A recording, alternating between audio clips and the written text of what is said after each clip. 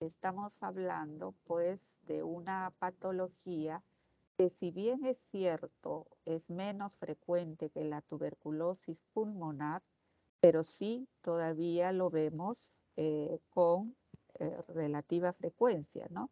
Y es así que a veces vienen a la emergencia suponiendo un cuadro de obstrucción intestinal, etcétera, y es Doctora, sí, doctora, ¿está proyectando pantalla? no, todavía, Ah, ya, sí, porque no se ve el PPT. sí, no, todavía estoy buscando ahorita. Compartir, acá está.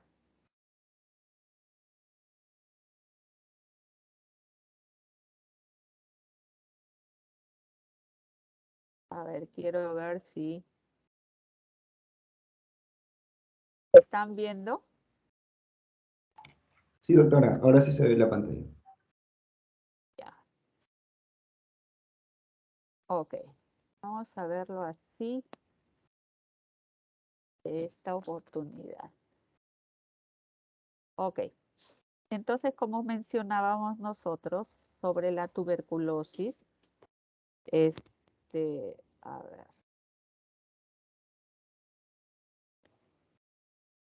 ¿se ve la pantalla completa? Sí, doctora. Ya, perfecto. Si se deja de ver algo, me avisan, por favor, ¿ya? Bien, entonces, como les decía, entre la pulmonar es la que vamos a ver mayor porcentaje, un 92%, y la extrapulmonar, en la cual vemos nosotros la digestiva, está entre el 8 a 12% de incidencia. En un trabajo que hicieron en el Loaiza para ver pacientes hospitalizados por tuberculosis, se dieron con la sorpresa que la parte pues, de tuberculosis gastrointestinal ocupaba un porcentaje importante de todas las tuberculosis. Siempre lógico, la pulmonar, la pleural, ¿no? La miliar, pero por debajo de eso estaba la gastrointestinal y seguía la del sistema nervioso, etcétera.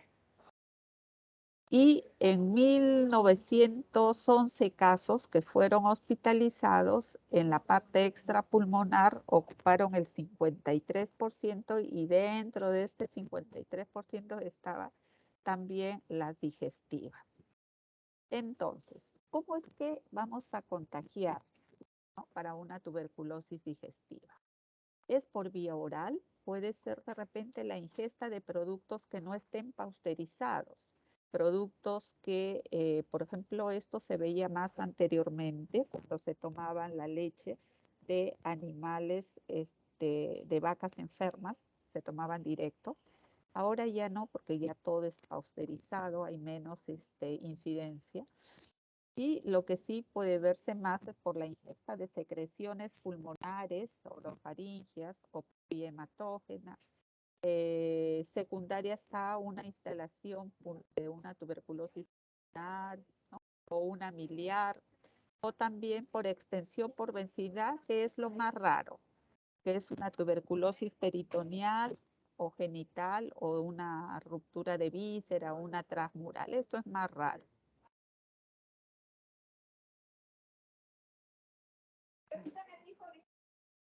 En la tuberculosis, entonces, digestiva secundaria hay una interrelación de severidad del compromiso pulmonar con el digestivo.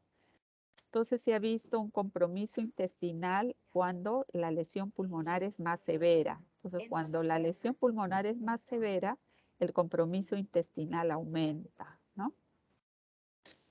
Y como vemos nosotros en la tuberculosis digestiva, podemos encontrarlo desde el esófago, estómago, intestino delgado, en el colon menos frecuente, la peritoneal, la hepática o las adenitis mesentéricas. Y esta tuberculosis gastrointestinal, ¿dónde es que hay mayor predisposición? Generalmente es en las zonas de éxtasis fisiológica incrementada, ¿no? las zonas que son ricas en tejido linfoide, en las zonas que tienen un mayor aumento de absorción, en las zonas de mayor digestión, porque va a permitir un mayor tiempo de contacto del bacilo con la mucosa. Por eso es que esto se ve más en la zona ileocecal. Y eso lo da esta frecuencia de la localización, ¿no? En el esófago es muy bajo, en el estómago. En el esófago es muy bajo porque nos sirve solamente el esófago de pase del bacilo, digamos, hacia otros lados, ¿no? En el estómago hay gran acidez, por eso es que no es factible, pero sí pueden haberse a veces en úlceras. Ahí asientan y son úlceras que no mejoran con el tratamiento convencional. Entonces, en el duodeno y en el yeyuno, en el ilio y en la zona iliocecal, ilio terminal y la zona iliocecal es donde mayor porcentaje vamos a encontrar, menos en colon, sigmoide o recto. Los aspectos anatomopatológicos, ¿no? Vamos a ver que macroscópicamente pueden ser úlceras, pueden ser de aspecto hipertrófica, donde hay una gran proliferación fibroblástica, o la combinación de ambas, unas úlceras hipertróficas. Microscópicamente nos va a dar las imágenes de granulomas, el calcio, con la endarteritis tuberculosa. Y en cuanto al cuadro clínico, ¿no? ¿Qué me hace sospechar que mi paciente pueda tener esta tuberculosis digestiva? Definitivamente, muchos de ellos son aparentes. Pueden confundir. Las manifestaciones a veces son mínimas, pero cuando ya está en estadio más avanzado, muy floridas, como les digo, hasta llegar por cualquier raquia o intestinal a emergencia. Entonces, el mayor porcentaje de síntomas que vamos a encontrar es el dolor abdominal. Es un dolor abdominal constante, a veces puede ser intermitente y que el paciente lo refiere, asociado con diarreas en el mayor porcentaje de casos, pero también puede estar asociado con estreñimiento. Meteorismo, que se le hincha la barriga, que esté bajando de peso, la astenia, anorexia, las febrículas y fiebre generalmente en las tardes, signos de mala absorción, ¿no? Debilidad, náuseas, vómitos y la melena-hematemesis que les mencionaba pueden traerlo a emergencia con una enterorragia o rectorragia.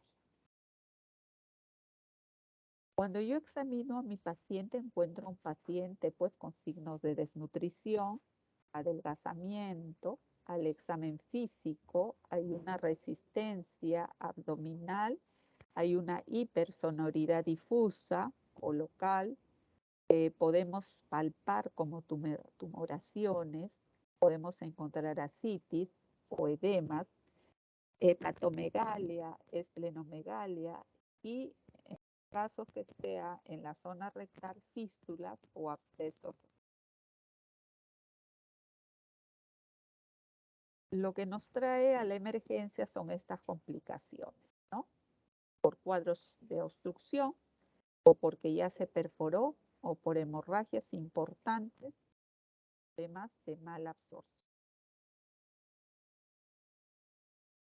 En una tuberculosis digestiva peritoneal vamos a encontrar una de tipo exudativa y en menor porcentaje una fibroadhesiva. En esta tuberculosis peritoneal va a predominar la distensión abdominal porque se va a llenar de líquido, de ascitis, del paciente. Va a haber dolor abdominal también. Igualmente, vamos a ver que baja de peso, que tenga diarrea, fiebre.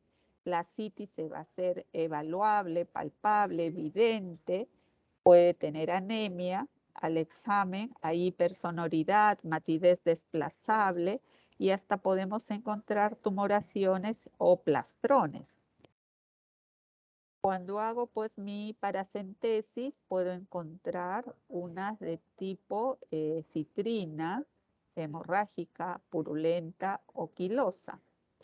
Para eso yo envío mi muestra de líquido acítico a laboratorio para el famoso ADA, ¿no? Que si es más de 35, 40, va a ser positivo. La tuberculosis hepática es muy rara, pero hay que tener en cuenta porque también los síntomas son muy inaparentes, no hay nada patognomónico, no clínicamente que me diga este paciente tiene tal cosa. A veces es hasta por exclusión. Podemos encontrar a un paciente con hepatomegalia, con ictericia, la fosfatasa alcalina va a estar elevada, también las transaminasas, la TGO, la TGP y las bilirrubinas, ¿no? Acá el diagnóstico de la tuberculosis hepática va a ser con biopsia. En términos generales, para diagnosticar una tuberculosis digestiva, lo primero de pulmón, si no hay un pulmonario, o una radiografía del tracto digestivo, una radiografía de abdomen, pie y de pecho, una endoscopía digestiva que me va a servir para tomar biopsias, mi perfil hepático, una ecografía de todas maneras para ver la cantidad de líquido acítico, para hacer mis diagnósticos diferenciales, mi paracentesis para estudiar mi líquido acítico, ¿no? Una laparoscopía con biopsia. Anteriormente se hacía más laparoscopía con biopsias, pero ya ahora hay otros métodos menos invasivos que también nos pueden ayudar, ¿no? Los cultivos siempre de líquidos y secreción. La helada, la adenosín de aminasa, que ya sabemos si es en líquido pleural, si es en ascitis, es diferente. En el líquido acítico, el HADA nos va a ser positivo de 35 a 40. Podemos hacer extendidos, coloraciones para BK. En todo caso, si es muy difícil llegar a un diagnóstico, lo que hacemos nosotros son las famosas pruebas terapéuticas. ¿Qué significa? Que mi paciente puedo darle un tratamiento por una semana antituberculoso y veo cómo evoluciona. Si mejora, pues es que estoy en lo correcto. Si no, a las 48 horas nada más no hay mejoría clínica, puede ser que tenga que suspenderlo. Una laparotomía exploratoria se ha llegado en algunos casos cuando el diagnóstico ha sido muy difícil. Siempre el PPD, una tomografía, un PCR nos va a ser de gran ayuda.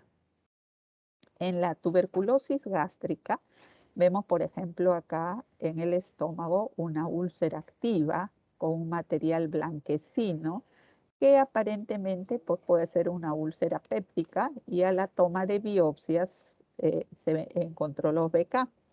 Pacientes que tienen VIH y pueden tener también múltiples úlceras activas hasta con fístulas y el hallazgo de una tuberculosis gástrica. En un tránsito intestinal, ¿no? Podemos encontrar algunas alteraciones entre las válvulas del intestino que nos haga pensar que haya una tuberculosis. Igualmente, en una radiografía de colon contrastada, también, ¿no? Zonas de estrechez. Entonces, estas radiografías de doble contraste que nos pueden dar imágenes de aspectos nodulares en algunas zonas, irregulares, con ulceraciones, pero que puede ser también por una colitis ulcerativa, para un Crohn, ¿no?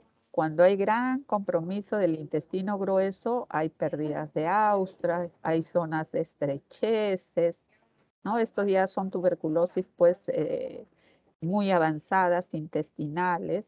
O hasta se puede ver como la famosa mordida de manzana, ¿no? Que podríamos pensar que es un cáncer. Y en la colonoscopía hemos llegado hasta el hilio terminal y se ven estas ulceraciones, ¿no? En todas estas zonas que definitivamente tengo que tomar mis biopsias, porque acá puede ser una colitis ulcerativa, un Crohn, un cáncer. Y cuando se hace una laparoscopía en la tuberculosis peritoneal, puede haber también compromiso parietal y visceral. Acá está el hígado y acá se ven los famosos gránulos de mijo, ¿no? Que ocupan toda ese compromiso tanto parietal como visceral. Acá vemos un ganglio mesentéricos grandes de una parte del intestino delgado, úlceras también, ¿no? Engrosamiento de la mucosa, que podría ser otras patologías, y la biopsia es la que nos va a definir. Podemos encontrar estas úlceras de tamaño grande que deforman la luz. Entonces, también acá si yo veo eso, no puedo decir es una tuberculosis, puede ser un Crohn, puede ser una colitis ulcerativa. La biopsia es la que me va a definir, ¿no? Acá también en el colon ascendente, estas lesiones, úlceras, ¿no? Donde están las flechitas, hay algunos nódulos que lo rodean. También la biopsia es la que me va a definir. Igualmente acá, en el colon ascendente, ¿no? Pequeñas úlceras superficiales. La biopsia me va a definir. Igualmente acá, miren, pequeñas, como si fueran erosiones. Entonces, acá también, acá hay úlceras también, un patrón vascular. Si yo le doy magnificación con esta sustancia que se llama índigo carmín, que le da esta coloración, vamos a poder mejor las lesiones, vamos a poder ver mejor las lesiones. Igualmente una tomografía me va a ayudar para hacer mis diagnósticos diferenciales, si hay una citis tabicada, ¿no? Y estas como una siembra de la serosa, de los tubérculos miliares finos de color gris blanco, los gránulos de mijo. Histológicamente vamos a encontrar este nódulo tuberculoso, el granuloma caseoso, ¿no? Compuesto de restos necróticos y en el centro las células gigantes de Langhans. Acuérdense de su examen de histología donde ponían unas láminas para ver, generalmente esto venía en todos los exámenes. Y como venimos comentando, los diagnósticos diferenciales con mediasis, alopecia, estrogiloidiasis, neoplasia, yersinia, actinosis, histoplasmosis. El tratamiento es el estándar de lo que es una tuberculosis pulmonar, extrapulmonar, son similares, ¿no? Para pacientes con HIV es de 6 a 7 meses. Así que eso es lo que quería mencionarles. ¿Alguna pregunta?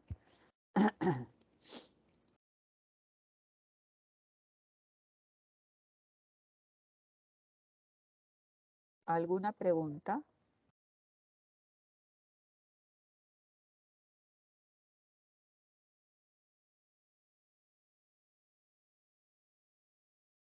Raya, ¿alguna pregunta?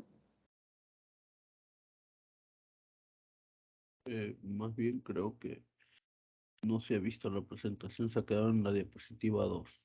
Ay, pero yo les he dicho que ustedes me avisen. No se ha visto nada de esto. Yo he estado pasando por el otro, las imágenes. Y yo les dije, apenas si ven que se quedan, tienen que avisarme, doctora, no se ve. Entonces ya yo busco la otra forma. Ya, ve, no se ha visto nada.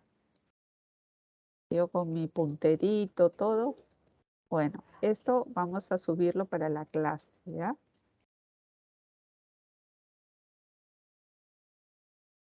Ya, Bueno, chicos. doctor. Ok. Avisen, avisen. Para eso tienen su micrófono que pueden abrir, por favor. Ya. A ver, entonces voy a poner el otro de síndrome intestino irritable de otra forma. A ver, si es que se comparte así un ratito.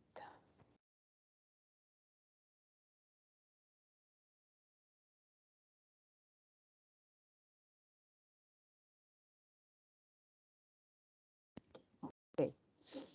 A ver, vamos a ver ahora.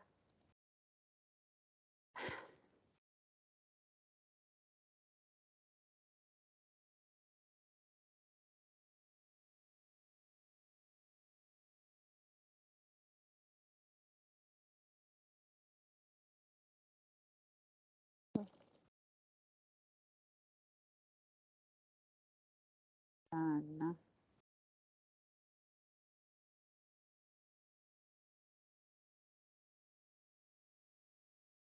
Allí se puede ver.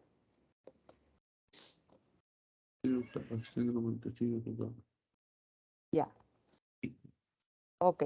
Lo voy a poner así por si hay alguna, porque en presentación general a veces no veo si mandan algún chat. Ok, chicos, a ver, vamos a ver. El síndrome de intestino irritable, ustedes esto lo van a escuchar muy frecuentemente, ¿no? Y está pues muy de moda, con muchos cursos, con muchos webinars, etc. Entonces, ¿qué cosa es? Ya no se habla de colon irritable, sino es síndrome de intestino irritable. Esa es la forma adecuada.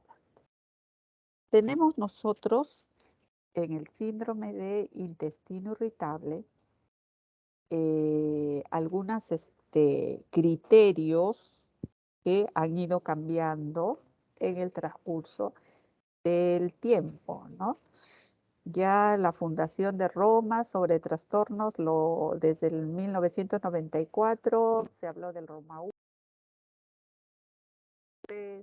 y el Roma 4 que a partir del 2016 ya nos habla de un modelo biopsicosocial que se presentó en el Gastroenterology en mayo pues, del 2016. Se reunieron pues 119 expertos de 23 países, eso fue en el 2015 en Montreal. Estuve en ese Congreso Mundial y todos teníamos expectativas para ver qué iba a cambiar del Roma 3 al 4. Realmente fue el tiempo nada más que cambió.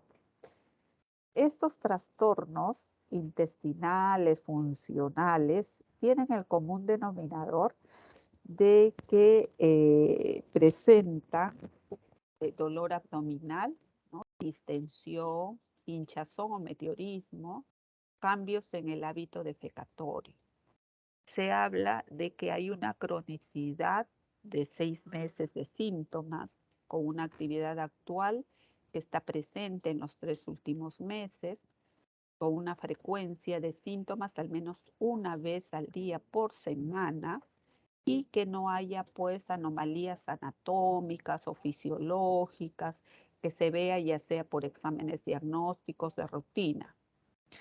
Entonces, estos trastornos intestinales funcionales tenemos varios. Vamos a ver. Se colgó. Ahí está. Tenemos el síndrome intestino irritable, tenemos lo que es el estreñimiento funcional, la diarrea funcional, hinchazón y distensión abdominal funcional y hay un grupo no especificado y por ahí entra el estreñimiento inducido por opiáceos. Pero lo que nos trae ahora a discusión es el síndrome intestino irritable. Si nosotros vemos este rectángulo, vemos que esta flechita aumenta el dolor hacia acá y eso significa que cuando es un estreñimiento funcional, cuando hay una diarrea funcional, el dolor es muy bajo o casi no está presente. a diferencia del síndrome de intestino irritable en que tiene que haber dolor para que sea un intestino irritable y puede estar asociado con estreñimiento, con diarrea o puede ser mixto y se acompañe de meteorismo, distensión abdominal. Eso es lo que quiere decir ese rectángulo. Entonces lo podemos definir como un dolor abdominal recurrente que se asocia a alteraciones del ritmo deposicional, ya sea con estreñimiento o diarrea o con ambas. La hinchazón y distensión son frecuentes. ¿Qué significa? Que yo normalmente hacía mis deposiciones una vez al día, cuando de repente noto que lo hago cada 2, cada 3, o de repente lo hago 3 veces al día, ¿no? O de repente tengo una semana que lo hago todos los días, otra semana que se me afloja, eso es alternante.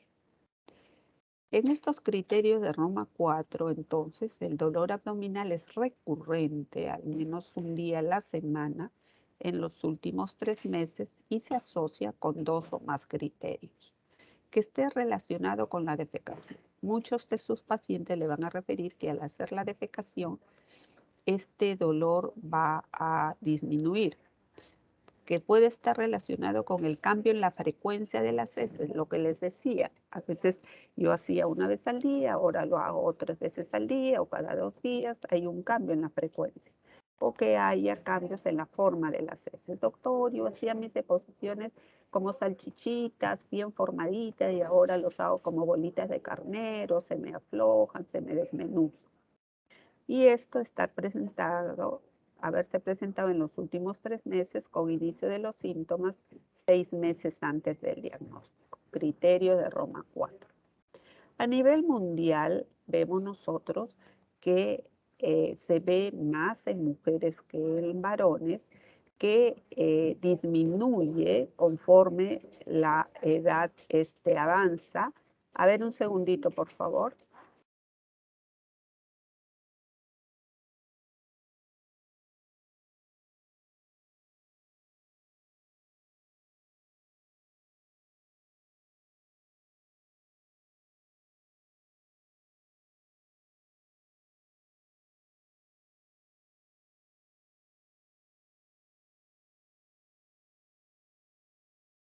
Ok, entonces tenemos nosotros que también, mientras más edad tenga mi paciente, menos probabilidades sea de que las molestias que presente sean un intestino irritable. Y a nivel mundial, vemos nosotros que en Europa, en Estados Unidos, hay sitios donde tienen mayores más estudios, donde está más claro la incidencia. En nuestro país no hay muchos trabajos respecto a síndrome de intestino irritable.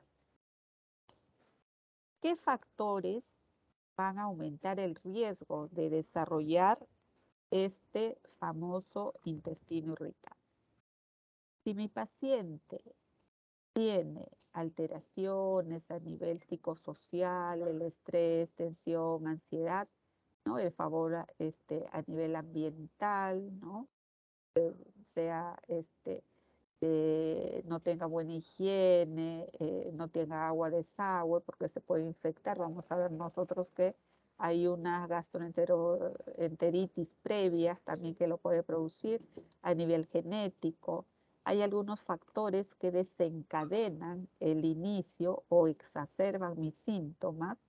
Y lo que les decía, ¿no? Una gastroenteritis previa puede desencadenar la intolerancia alimentaria, el estrés crónico, una diverticulitis o sometidos a una cirugía abdominal.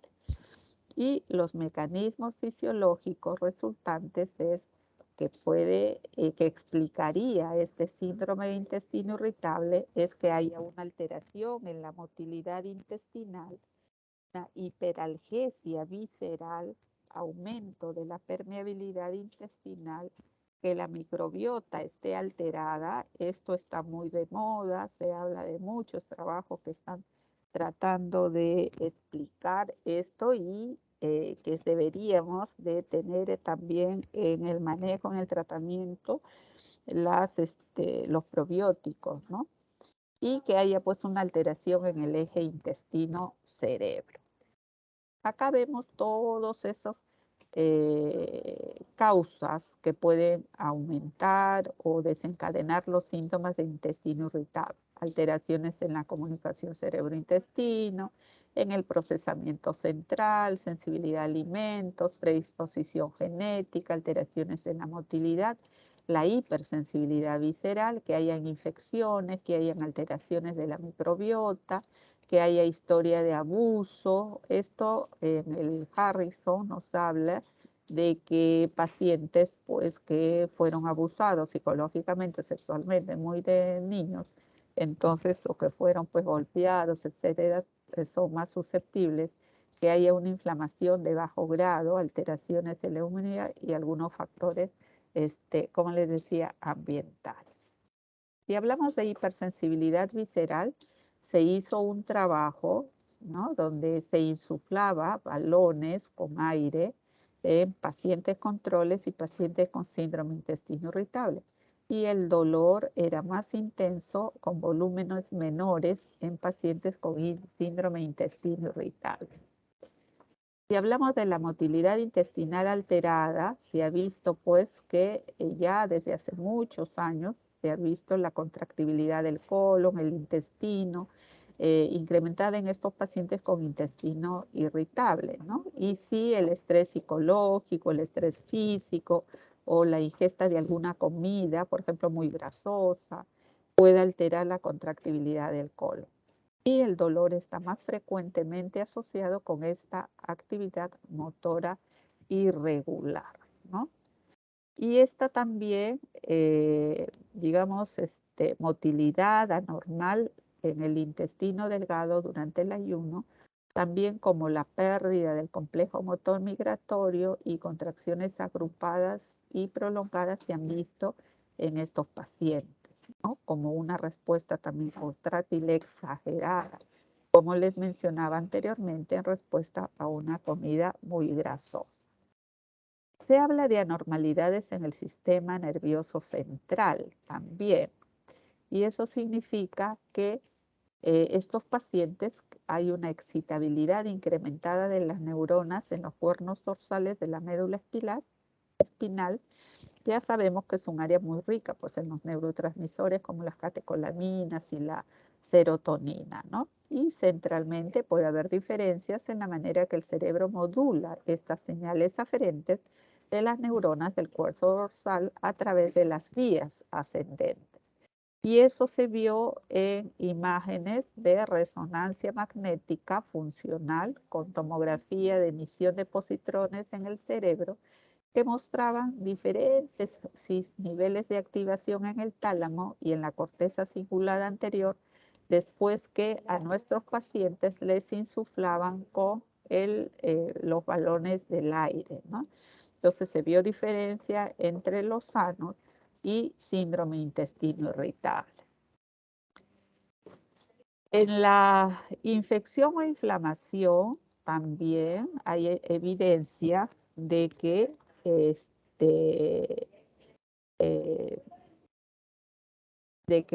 esta inflamación de la mucosa entérica o de los plexos neurales inician o contribuyen a los síntomas asociados al síndrome, ¿no? Las citoquinas inflamatorias en la mucosa pueden activar la sensibilidad periférica o hipermotilidad.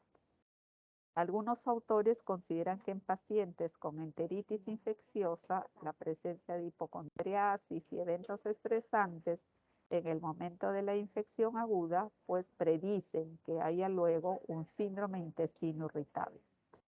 ¿Y qué gérmenes fueron los que se encontraron? ¿No? La salmonela, la shigella, yardiasis, norovirus. En trabajos donde asociaron el desarrollo de estas con el posterior presencia de síndrome intestinal. Entonces, cuando se habla de imbalance de los neurotransmisores, nosotros recordemos que el 95% de la serotonina está en el tracto gastrointestinal, los otros en el sistema nervioso central, dentro de las células enterocromafines, neuronas, células mastoides y las células del músculo liso. Entonces, cuando esta serotonina es liberada por las células enterocromafines, estimulan esas fibras de los nervios vagales aferentes extrínsecos y las fibras nerviosas entéricas aferentes intrínsecas, resultando en una respuesta fisiológica, tal como la secreción intestinal, reflejo peristáltico, puede asociarse con náuseas, vómitos, dolor abdominal y distensión abdominal. Entonces, hay evidencias que sugieren que estos pacientes tienen niveles incrementados de serotonina en plasma y en el colon recto sigmoides.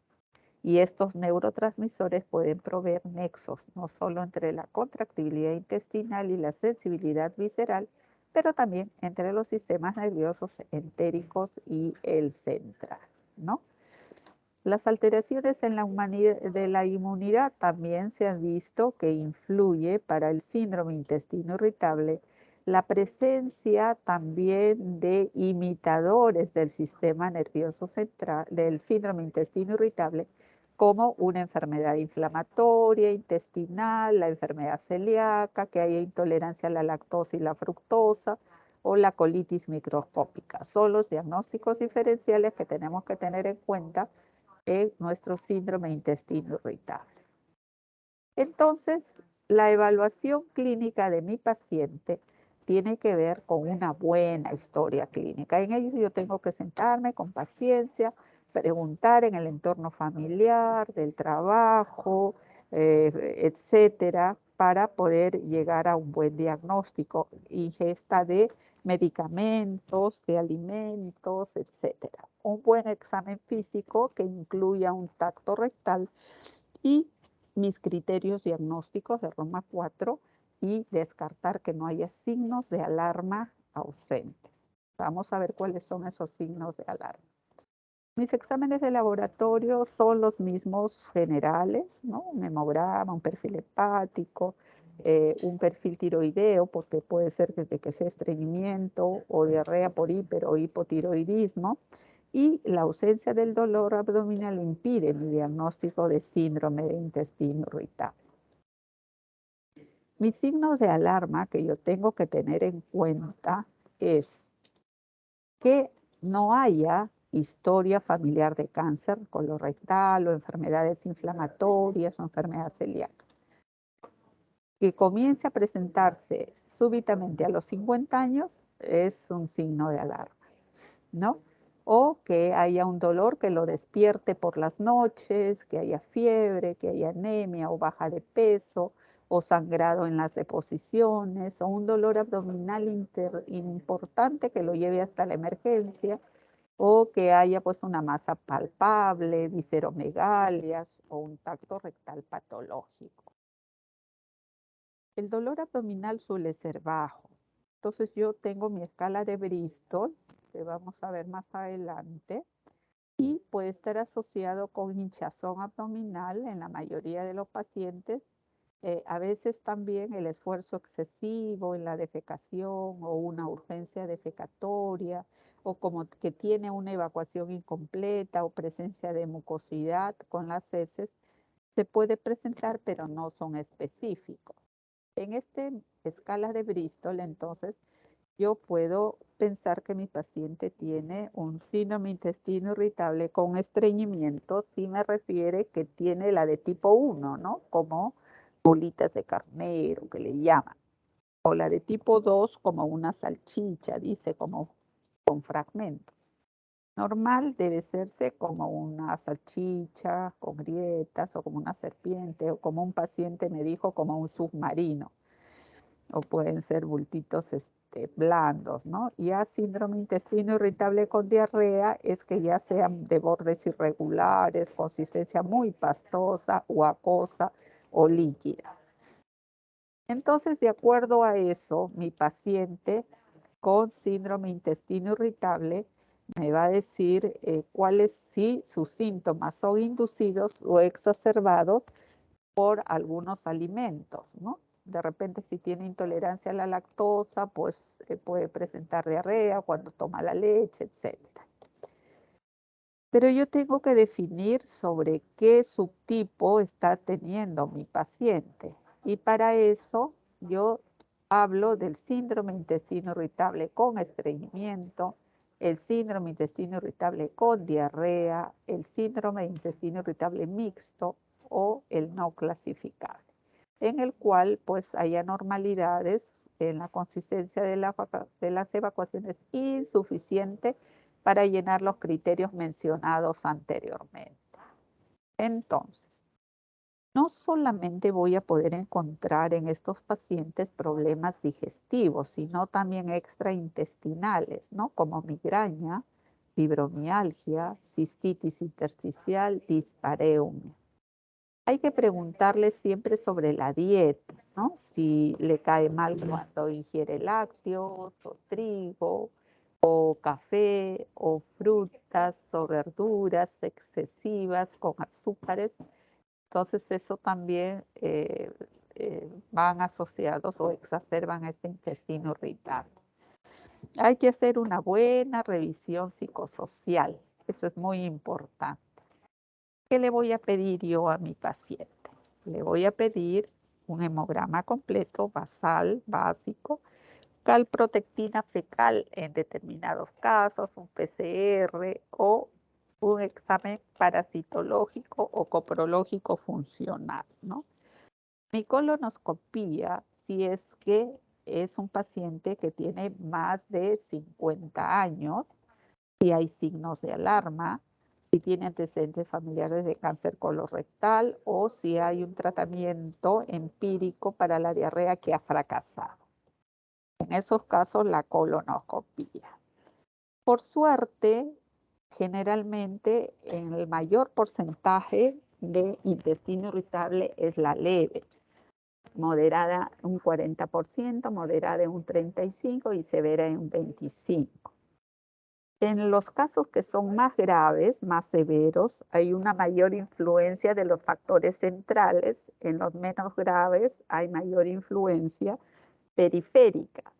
Y la gravedad se relaciona e influye sobre la calidad de vida de los pacientes y me sirve de guía para la decisión del tratamiento.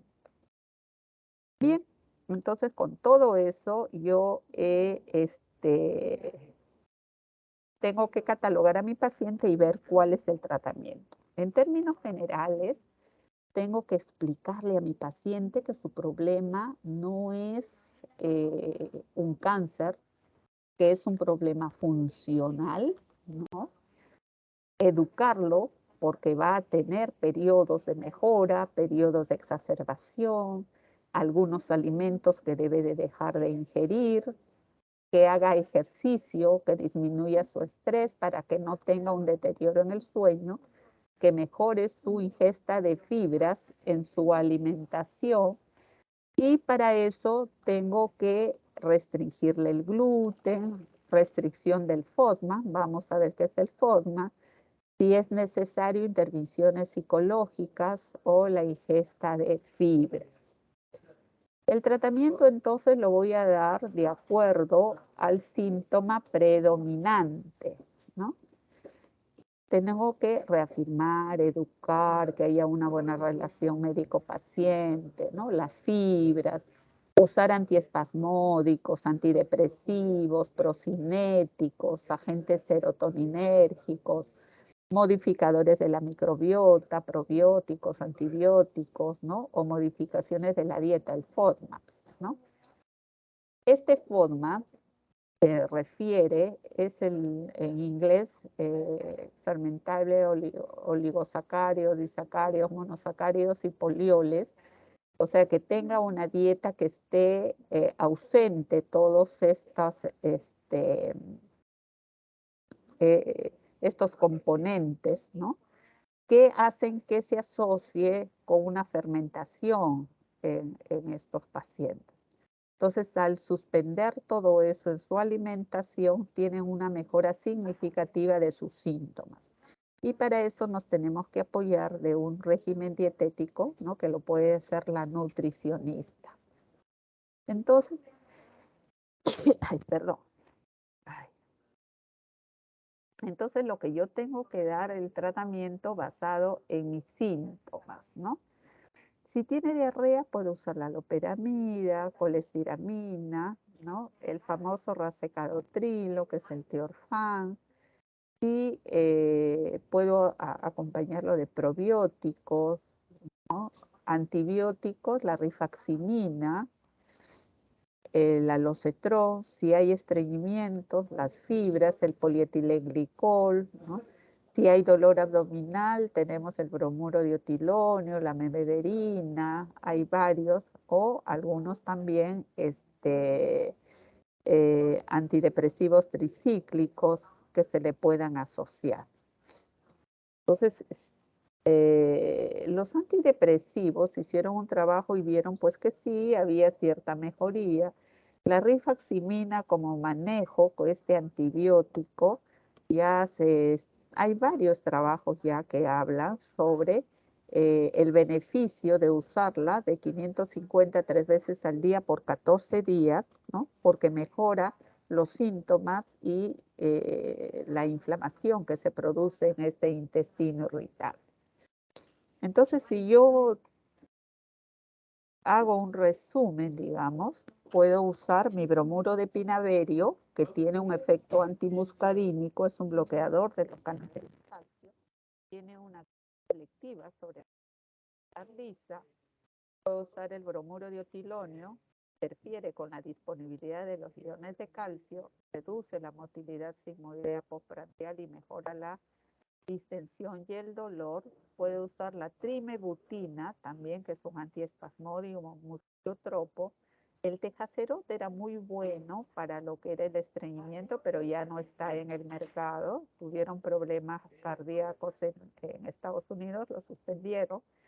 La memeverina es un antiespasmódico mediante el bloqueo de los canales de sodio que permite la entrada del calcio, disminuye el dolor. Y vamos a ver nosotros que tenemos que decirle a nuestro paciente que a pesar del tratamiento que le estamos dando, va a tener periodos que va a estar libre de síntomas y otros en los cuales va a estar muy sintomático y que cuando esté así tiene que venir a la consulta para iniciar un tratamiento. Y también hay un porcentaje importante, un 30% de los pacientes que se tornan asintomáticos en algún momento sin razones conocidas, ¿no? Y las visitas regulares al médico ayudan mucho al paciente. Hay un efecto terapéutico importante y eso yo doy fe porque tengo muchos pacientes que cuando había la consulta presencial venían que trayendo toda su lista de todo lo que habían tenido y a uno le decían, no, no es un cáncer, esto, y salían muy aliviados y para ellos era suficiente que uno les diga que no tenían nada de cáncer ese para que se vayan tranquilos.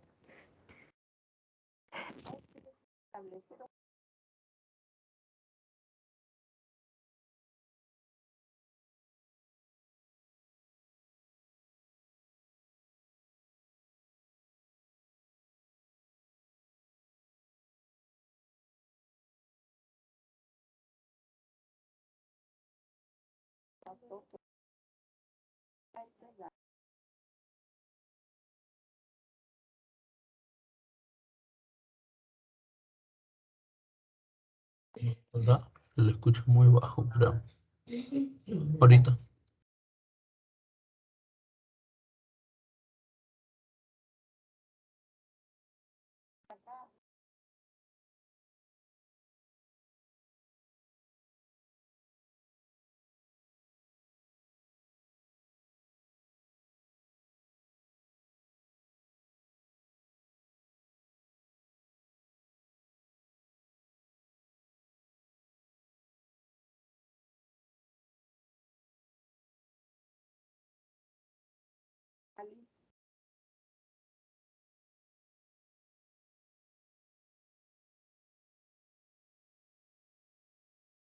Doctora,